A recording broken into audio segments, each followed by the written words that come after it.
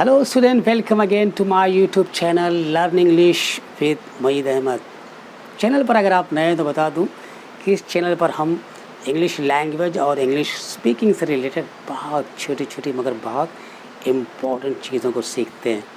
हम उन चीज़ों को सीखते हैं जिनको सीखे बगैर अच्छी लैंग्वेज और अच्छी स्पीकिंग दोनों ही पॉसिबल नहीं है। तो दोस्तों आइए शुरू करते हैं। तो आज के पार्ट में हम इंग्लिश स्पीकिंग से रिलेटेड एक बहुत छोटी सी चीज़ को सीखने वाले हैं। दोस्तों आपने देखा होगा कि हिंदी बोलते हुए हम धड़ाधड़ से शब्द का प्रयोग करते रहते हैं, लेकिन जब हम अंग्रेज़ी बोलते हैं तो इन से को हम अलग अलग तरीके से बोलते हैं।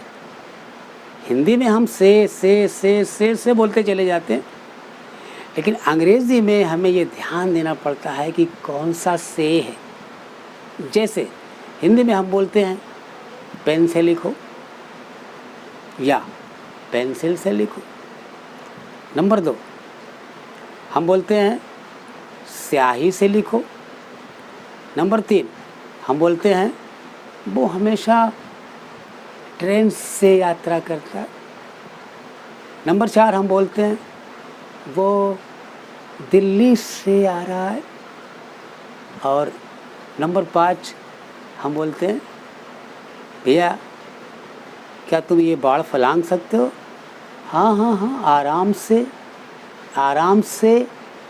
तो देखा आपने कि हिंदी में हमने 5 सेंटेंसेस के अंदर से हम बोलते रहे, लेकिन आपको ये जानकर आश्चर्य होगा कि इन 5 सेंटेंसेस में से को बोलने के लिए हम अलग वर्ड्स का इस्तेमाल करेंगे या अलग मेथड का इस्तेमाल करेंगे, अलग तरीके से बोलेंगे।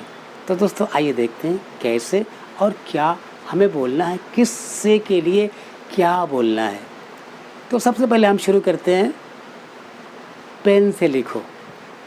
अगर हमें इंग्लिश में किसी से कहना हो कि पेन से लिखो, हिंदी में तो हमने कह दिया पेन से पेन से लिखो, लेकिन इंग्लिश में हम बोलेंगे राइट विद पेन। विद पर ध्यान दीजिएगा दोस्तों, write with pen. Write WRITE write, एक राइट होता है दाहिना RIGHT राइट। RIGHT राइट का मतलब ठीक, यू आर राइट। आप बोलते होंगे, आप सुनते होंगे यू आर राइट, आप सही कह रहे हो, आप ठीक हो। मगर यहाँ पर मैं write WRITE write, write with pen, pen से लिखो। राइट विद पेंसिल, पेंसिल से लिखो। नंबर 1, लेकिन जब हमें ये बोलना हो कि स्याही से लिखो, बड़ी अजीब बात है। तो अब हम ये नहीं कहेंगे कि राइट विद इंक, नो, गलत। आपको बोलना पड़ेगा राइट इन इंक। कारण क्या है, आपसे कुछ मतलब नहीं, बस आपको इन बोलना होगा। अगर स्याही की बात आ गई दोस्तों कि स्याही से लिखो, तो आपको बोलना होगा राइट इन इंक।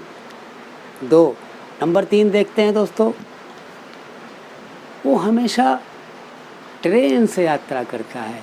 ट्रेन से, यहाँ पर भी आपने हिंदी में से बोलकर काम चला लिया, लेकिन जब आपको इंग्लिश सेंटेंस बोलना है कि वो हमेशा ट्रेन से यात्रा करता है, तो ही ट्रैवल्स या always he travels by train,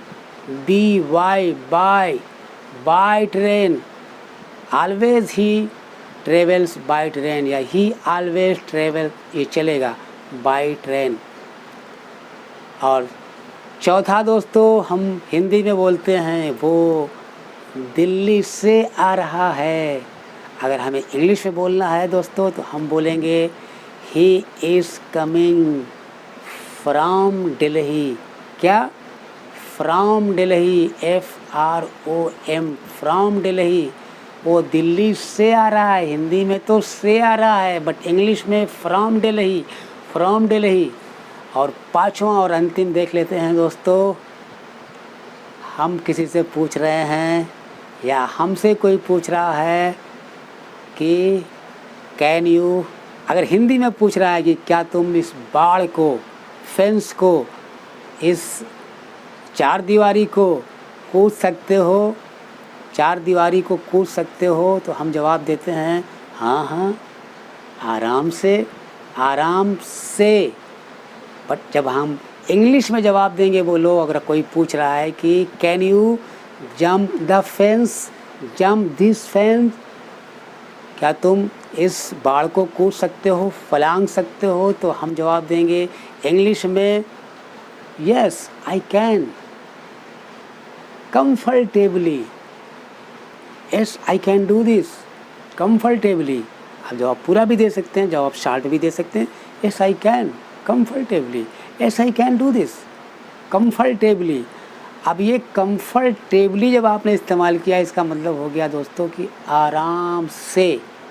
Hindi में तो आप बोले थे से, लेकिन यहाँ तो से की ज़रूरत ही नहीं पड़ी, कंफर्टेबल के आगे वाई लगा दिया, कंफर्टेबली, कंफर्टेबली, आराम से। तो देखा दोस्तों आपने कि 5 तरह से, हिंदी में से, लेकिन इंग्लिश में आपने देखा कि इसी से को आप 5 तरह से, 5 प्रकार से बोले।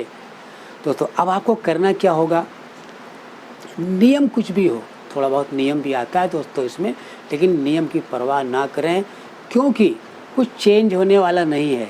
जब आपको इन बोलना है तो आपको इन बोलना पड़ेगा, नियम आप जानते हो ना जानते हो। अगर आपको ये कहना है कि स्याही से लिखो, तो आपको नियम जानने की ज़रूरत नहीं है, आपको यही बोलना पड़ेगा कि राइट इनिंग। अगर आपको कहना है पेंसिल से लिखो या पेन से लिखो, तो आपको राइट विथ पेन बोलना पड़ेगा। अगर आपको कहना है कि कोई दिल्ली से आ रहा है, दिल्ली से आ रहा है, तो आपको फ्रॉम ही बोलना पड़ेगा कि ही is coming from Delhi, Delhi से आ रहा है। अगर आपको ये बोलना है कि आराम से, हाँ हाँ मैं कर सकता हूँ आराम से, तो आपको कंफर्टेबली या ईज़िली, आराम से, yes I can do this easily. तो देखा दोस्तों आपने कि हिंदी में इन 5 सेंटेंसेस के अंदर जो आपने से का प्रयोग किया, इंग्लिश में अलग अलग तरीके से, कभी वर्ड्स और कभी मेथड के प्रयोग से आपने से शब्द को बोला। Thank you guys, see you again with a new video.